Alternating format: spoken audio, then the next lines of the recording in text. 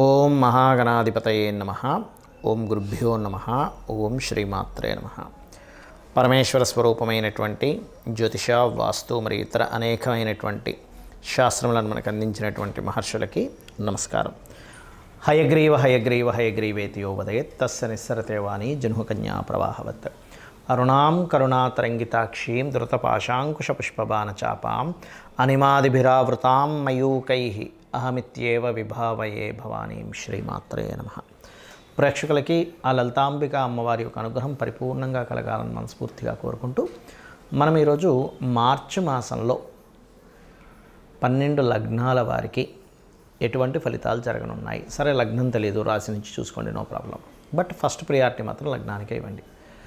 మరియు అదేవిధంగా ఏ విషయాల్లో జాగ్రత్తగా ఉండాలి, ఎటువంటి పరిహార మార్గాలు చేసుకోవాలి అనేటువంటి విషయాలు చెప్తుంది నేనైనప్పటికీ కూడా చెప్పిస్తుంది సాక్షాత్ లలిత అమ్మవారిగా భావిస్తూ అసలు గ్రహస్థితి ఏ విధంగా ఉంది అని చెప్పి చూసుకున్నట్లయితే మనకి మేషం నుంచి చూసుకుంటే వృషభ రాశిలో గురువు ఉన్నాడు, వక్రగతి పోయి. అదేవిధంగా మిథునంలో వక్రత్యాగం అయిపోయినటువంటి కుజుడు, కన్యారాశిలో కేతువు, కుంభరాశిలో రవిశనుల యొక్క గ్రహస్థితి ఉంది. అదేవిధంగా మీనంలో 3 గ్రహాలు రాహువు, శుక్రుడు, బుధుడు కలిసి ఉన్నారు.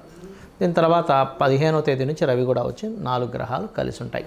15వ తేదీ నుంచి కంటిన్యూస్గా ఈ యొక్క గ్రహస్థితిని అనుసరించి ద్వాదశ లగ్నాలు, లగ్నం తెలియని రాశుల వారికి ఎలా ఉంటుంది అనేటువంటి విషయం ఇప్పుడు మనం తెలుసుకుందాం. మేష లగ్నము మీకు మీ యొక్క లగ్నాధిపతి 3వ స్థానంలో ఉన్నాడు. దీనివల్ల ఏంటంటే కొంత షార్ట్ జర్నీస్, కొన్ని పరాక్రమంగా ధైర్యంగా కొన్ని పనులు చేయడము, ఇంట్లో తక్కువగా ఉండడం, బయటకు ఎక్కువగా వెళ్ళడం, తిరగడం ఉంటుంది. అదేవిధంగా కొన్ని రాజకీయ నాయకులతో కొంతమందితో మీకు పరిచయాలు ఏర్పడడం, మెడికల్ పరంగా లేకపోతే ఆరోగ్యపరమైన సూత్రాలు పాటించడం అనేటువంటి చాలా స్పష్టంగా గోచరిస్తుంది. అదేవిధంగా మీ ధనానికి సంబంధించిన విషయాలు కానీ చూసుకున్నట్లయితే 2, 12 అధిపతులు పరివర్తన యోగంలో ఉన్నాయి. కాబట్టి ఇక్కడ విదేశీ ధనయోగము, క్రియేటివ్ రిలేటెడ్ మూలంగా ధనయోగము, లేనట్లయితే ఎవరికైనా ఏదైనా నేర్పించడం ద్వారా, టీచింగ్స్ ద్వారా ధనయోగం అనేటువంటి చాలా స్పష్టంగా ఉంది. అదేవిధంగా ఇక్కడ మీరు గమనించుకున్నట్లయితే ఇక్కడ కొన్ని మార్కెటింగ్ రిలేటెడ్ సంబంధించినటువంటివి, లేనట్లయితే కొన్ని కమ్యూనికేషన్స్ చేసేటప్పుడు కొంత జాగ్రత్తగా ఉండండి. 3లో కుజుడు ఉన్నందుకు కొంత అగ్రెసివ్గా కొన్ని నిర్ణయాలు తీసుకోవడం లాంటివి జరుగుతూ ఉంటాయి. అదేవిధంగా ప్రాపర్టీస్ కొనుగోలు చేయడం, ఏదైనా ప్రాపర్టీస్ మీద ఇన్వెస్ట్మెంట్ చేయడం కూడా జరుగుతుంది మీకు. కాకపోతే మీ లగ్నానికి 6వ స్థానంలో కేతు ఉన్నాడు కాబట్టి మీరు ఎక్కడా కూడా అప్పులు ఇవ్వడం, అప్పులకు సంబంధించిన విషయంలో చాలా జాగ్రత్తగా ఉండండి. మీరు ఎవరికైనా రుణం ఇస్తున్నామా ఏమిటి అనేటువంటి విషయంలో. అలాగే 2వ వివాహం కోసం ప్రయత్నం చేస్తూ ఉండేటువంటి వారు, అంటే చూడండి, ఒక్కోసారి మొదటి వివాహం ఏదో వాళ్ళ దురదృష్టకరంగా డివోర్స్ అవ్వడము, సంథింగ్ దూరం అయిపోతూ ఉంటారు. అటువంటి వారికి ఇప్పుడు ఉండేటువంటి భాగ్యాధిపతి, సప్తమాధిపతి పరివర్తన యోగం వల్ల ద్వితీయ వ్యయాధిపతులు భాగ్య సప్తమాధిపతులు అవుతారు. శుక్ర గురువులు పరివర్తన వల్ల 2వ వివాహం కోసం ప్రయత్నం చేసేటువంటి వారికి ఖచ్చితంగా ఆ యొక్క ప్రయత్నం సఫలీకృతం అవుతుంది. అదేవిధంగా నార్మల్గా వివాహం కోసం ప్రయత్నం చేసేటువంటి వారికి కొంచెం బ్యాంకింగ్ సెక్టార్స్లో ఉండేవారు, లేనట్లయితే టీచింగ్ ట్రైనింగ్స్ రంగాల్లో ఉండేటువంటి వారితో వివాహ సంబంధాలు కుదురుతాయి. కాకపోతే ఇక్కడ 4వ స్థానం, మనకి 12వ స్థానంలో అధిక గ్రహాలు వస్తున్నాయి కాబట్టి దాని తర్వాత కూడా షష్టగ్రహ కూటం కూడా ఏర్పడబోతుంది. కాబట్టి మీరు కాస్త ఇక్కడ వివాహ నిర్ణయాలు తీసుకునేటప్పుడు కాస్త జాగ్రత్తగా తీసుకోవాలి. అలాగే పూర్వీకుల ఆస్తులకు సంబంధించిన విషయంలో ఆగిపోయినటువంటి విషయాలు కొంత ముందుకు కదులుతాయి. మరియు అదేవిధంగా గమనించుకున్నట్లయితే ఇక్కడ మీకు ప్రధానంగా ఈ జాబ్ సంబంధించినటువంటి విషయంలో ఉన్న ప్రాంతం కాకుండా ఇతర ప్రాంతాలకు వెళ్ళడం ద్వారా మీరు జాబ్ సంబంధించిన విషయంలో మీకు పాజిటివ్ ఫలితాలు ఉంటాయి. కొత్త ఇన్వెస్ట్మెంట్స్ చేస్తారు. అలాగే మరొక విషయం ఏంటంటే ఇక్కడ గమనించుకున్నట్లయితే కొన్ని అప్పులు మీ సిబ్లింగ్ తెలిసిన వాళ్ళు, లేనట్లయితే మీ తోబుట్టువుల వాళ్ళకి అప్పుల వల్ల ఇవ్వడం వల్ల కొంత అనవసరమైన ఘర్షణలు గురవుతారు. కాబట్టి మాట్లాడేటప్పుడు, అప్పులు ఇచ్చేటప్పుడు ఇటువంటి విషయాల్లో చాలా జాగ్రత్తగా ఉండండి. ఇక్కడ మరొక విషయం ఏంటంటే ఈ యొక్క ఏదైనా ప్రాపర్టీ తీసుకునేటట్టయితే మనకి మార్చి 15 లోపల తీసుకోవడం మంచిది. మార్చి 15 ముందు తీసుకుంటే మీకు ప్రాపర్టీ విషయంలో మంచి లాభాలు ఉంటాయి. మార్చి తర్వాత ఏంటంటే మీకు 5వ అధిపతి మరియు 4వ అధిపతి ఉన్న గ్రహస్థితులు కనుక చూసుకుంటే వెళ్ళి అక్కడ కలవడం జరుగుతూ ఉంటుంది. మరియు మరొక విషయం ఏంటంటే ఇక్కడ సంతానం కోసం ప్రయత్నం చేసేటువంటి వారు కూడా మార్చి 15 లోపలే మీ యొక్క ప్రయత్నాలు సఫలీకృతం అవుతాయనేటువంటి చూపిస్తుంది. ఐవీఆర్ ఇట్లాంటివి చేయించుకునేటువంటి, ఐవీఎఫ్ ఇట్లాంటివి, ముఖ్యంగా ఐయుఐ ఇట్లాంటివి చేయించుకుని ఉంటారు. సో ఇక మీరు చేయవలసినటువంటి దేవతారాధన, సూర్య నమస్కారాలు ఎక్కువగా చేయండి, అన్ని విధాలా బాగుంటుంది. ఈ మార్చి మాస ఫలితాలు అయిపోయిన తర్వాత మనకి నూతన సంవత్సరం రాబోతుంది, విశ్వవసు నామ సంవత్సరం.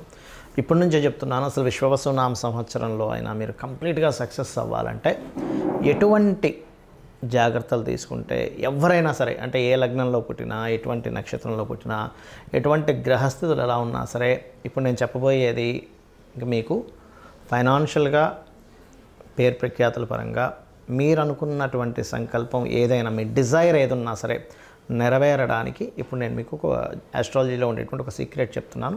అది కనుక పాటించగలిగితే అద్భుతంగా మీరు చేరుకోగలుగుతారు. ఒకటే గుర్తుపెట్టుకోండి, మనము ఎందుకు ఇంత ఇబ్బందులు పడుతున్నాము, ఆస్ట్రాలజీ మనకేం చెప్తుందంటే వెరీ క్లియర్లీ, మనం ఇప్పుడున్నటువంటి ప్రజెంట్ కండిషన్లో ఉండే నిర్ణయం ఒకటి, రాంగ్ డెసిషన్స్.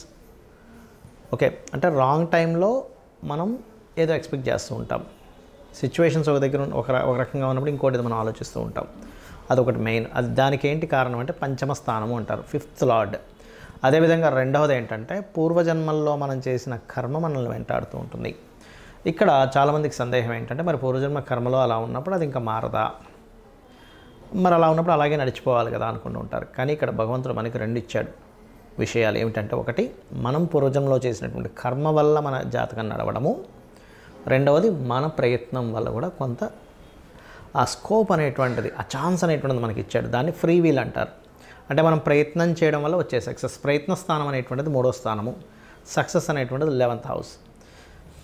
ఎవరైనా సరే నిత్యము గనక ఉదయము సాయంత్రము లలిత విష్ణు సహస్రనామాలు ఎవరైతే చేస్తారో వాళ్ళ ప్రయత్నం 100% సక్సెస్ అవుతుంది. అలా కాదండి, నేను అంత నాకు సహస్రనామాలు నోటికి తిరగవు, ఇంకేదైనా సింపుల్గా చేసుకునేది ఉందా అంటే సింపుల్గా ఏం లేదు. ఓం నమో నారాయణాయ, ఓం శ్రీమాత్రే నమః, ఈ 2 చాంటింగ్ చేస్తూ ఉండండి. నాకు పూజ గదిలో అంతసేపు నేను స్పెండ్ చేయలేను, నా స్థితి వేరే ఉంది, విదేశాల్లో ఉంటాను, చాలా టైం దొరకడం కష్టం అనుకుంటే మనసులో మననం చేయండి కనీసం. ఓం నమో నారాయణాయ, ఓం శ్రీమాత్రే నమః. ఇంకా వీలుంది నాకు అంటే ఓం నమః శివాయ కూడా చేసుకుంటే అద్భుతమైన ఫలితాలు వస్తాయి దీనివల్ల. ఒకటి. ఇక రెండవది ఏంటంటే, ఇక నేను చెప్పేది ఒకటే, కొత్త సంవత్సరంలోకి నెక్స్ట్ ఈ మార్చ్ ఫలితాల తర్వాత నెక్స్ట్ మార్చ్ ఎండింగ్ నుంచి మనకి ఎట్లాగో విశ్వవసునామ సంవత్సరం వస్తుంది. అడుగుపెట్టేటప్పుడు కొన్ని విషయాలు మైండ్లో బాగా పెట్టుకోండి.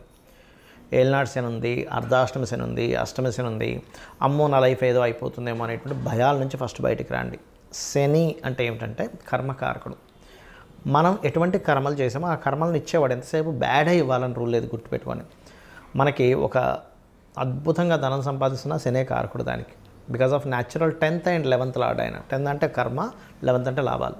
అంటే ఇచ్చేది కూడా ఆయనే, గుర్తుపెట్టుకోవాలి. ఫస్ట్ ఇక్కడ ఎంతసేపు ఏంటంటే శని అనేటువంటి పాయింట్ని మనం ఎంతసేపు నెగిటివ్ కోణంలోనే చూస్తూ ఉంటాం. ఎలా అంటే ఒక తండ్రి ఉన్నాడు, తండ్రిని పూర్తిగా అర్థమైన వ్యక్తి తండ్రి కోపాన్ని అర్థం చేసుకుంటాడు, తండ్రి బాధ్యతని అర్థం చేసుకుంటాడు. కానీ తండ్రి అర్థం కానివాడు తండ్రి కోపాన్ని మాత్రమే చూస్తాడు. తండ్రి ఎప్పుడు ఇలాగే హింసిస్తుంటాడు, తల్లి ఎప్పుడు ఏదో ఒకటి నువ్వు చదువురా అంటూ ఉంటుంది, ప్రతిదానికి అడ్డం పడుతుంది, ఇది మాత్రమే చూస్తాం. కానీ తల్లి అంత బాధ్యతగా ఉదయాన్ని నిద్రలేచి మనకి ఫుడ్ అనేటువంటిది చూసుకుంటుంది, లేనట్లయితే మన అవసరాలు చూసుకుంటుంది, మనం ఎప్పుడేంటనేది అన్ని జాగ్రత్తగా రక్షించుకుంటుంది. తండ్రి కూడా మన కోసం పనిచేస్తున్నాడు అనేది మనం మర్చిపోతాం.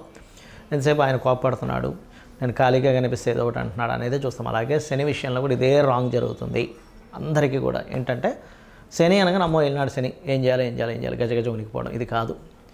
శని అనేటువంటిది కర్మకారక ప్లానెట్. నువ్వే కర్మ చేసావు. ప్రతి జీవుడికి పూర్వజన్మలో చేసినటువంటి కర్మ వల్లే ఈ జీవితం వస్తుంది. ఇక్కడ మ్యాటర్ ఏంటంటే అందరూ బాధపడడానికి కారణం మనం పాస్ట్ లైఫ్లో ఏం చేసాం, ఇక్కడ అసలు ఈ జన్మ ఎందుకు పుట్టామనే విషయం తెలియకపోవడమే మనం బాధపడుతూ ఉంటాం. నువ్వు ఒక డాక్టర్ అవ్వాలనుంది, నువ్వు కొంతమందికి డాక్టర్గా నువ్వు సేవ చేయాలనుంది, అప్పుడు నువ్వు డాక్టరే సేవ చేస్తుంటావు. లేదా ఒక ఇంజనీర్ అవ్వాలనుంది, లేకపోతే ఒక మంచి టిఫిన్ సెంటర్ పెట్టాలనుంది, లేనట్లయితే ఇంకోటి ఏదో అవ్వాలనుంది. మనం ఏం చేస్తున్నామంటే అసలు ఏం అవ్వాలనుంది, ఎందుకు పుట్టామనే విషయం మర్చిపోయి ఆ పుట్టిన విషయాన్ని, అది జరుగుతున్న అంశాన్ని ఎంజాయ్ చేయడం మానేసి అది అవ్వలేకపోయాను ఇది అయిపోయానని చెప్పి బాధపడుతూ ఉంటాం. కానీ నువ్వు పుట్టింది ఫలానాది అవ్వడానికి. ఒక ఆస్ట్రాలజర్గా ఎవరికైనా ఏదైనా ప్రాబ్లం ఉంటే వాళ్ళకి గైడ్ చేసి వాళ్ళ ప్రాబ్లమ్ని గ్రహపరంగా ఏం చేసుకోవాలనేది స్పష్టంగా వాళ్ళకి క్లియర్గా చెప్పడానికి ఒక ఆస్ట్రాలజర్ అవుతాడు.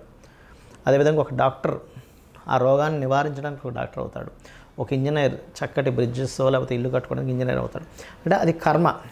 అయితే ఈ జన్మని మనం ఎంతసేపు ఈ యొక్క జన్మచక్రంలో తిరగడమే కాకుండా పర్టికులర్గా ప్రతి వ్యక్తి కూడా 3 విషయాలు ఖచ్చితంగా పాటించినట్లయితే ఈ జన్మచక్రం నుంచి కూడా బయటపడతారు. ఏమిటది అంటే నిత్యం లలిత సూర్య ఉపాసన చేయడము, పెద్దల్ని సేవించడము, ఇంట్లో పితృదేవతలను సేవించడము, ఏదైనా ఆలయాలకు వెళ్ళి సేవ చేయడం. ఇవి చేస్తూ గోసేవ కనుక చేయగలిగితే, ముఖ్యంగా మీకు ఎటువంటి శని దోషాలు ఉన్నా, లేనట్లయితే ఎటువంటి కాలసర్ప దోషాలు ఉన్నా, లేకపోతే మీ గ్రహస్థితిలో ఎంత దారుణమైన స్థితి ఉన్నా, అంటే కొంతమంది అంటుంటారు ఏమండి నాకు అసలు రూపాయి పుట్టట్లేదు, చాలా ప్రాబ్లమాటిక్గా ఉన్నాను అని అనుకునే వారికి నేను చెప్పేది ఒకటే, ఏమిటంటే నిత్యము పూజ చేయండి. నిత్యము పూజ చేయండి, డైలీ మార్నింగ్ ఈవినింగ్. ఏమంటే మాకు అది సరిపోవట్లేదు, నిత్యం పూజ చేస్తున్నాను, ఒక యంత్రం పెట్టుకోండి చక్కగా. ఆ యంత్రాన్ని ఒక రాగిదాంతో చేస్తారు. ఆ యంత్రానికి ఏంటంటే జలావాసము, పుష్పవాసము, ధాన్యవాసం చేసి దానికి శక్తిని చేకూర్చి దానికి జపం చేసి ఇస్తారు. యాక్చువల్గా అది ఇస్తుంటారు కొంతమంది అడిగినప్పుడు, నేను కూడా ఏర్పాటు చేశాను. బట్ ఏంటంటే మీరు ఎక్కడైనా కూడా తీసుకోవచ్చు అది. అయితే ఇక్కడ ఏంటంటే దాన్ని కనుక చేయగలిగితే ఇంకొంచెం స్ట్రెంత్ పెరుగుతుంది మీకు. ఇక్కడ నేను చెప్పేది ఒకటే, మీరు నేను చెప్పినటువంటి ఇవి కనుక పాటించగలిగితే ఖచ్చితంగా విశ్వవసునామ సంవత్సరంలో మీరు సక్సెస్ అవుతారు, అవ్వాలని చెప్పి మనస్ఫూర్తిగా కోరుకుంటూ, అందరూ కూడా ఓం శ్రీమాత్రే నమః అనే మంత్రమైన కనీసం చేసుకోండి. అన్ని విధాల మీకు రక్షణ లభిస్తుంది అమ్మవారితో. శ్రీమాత్రే నమః.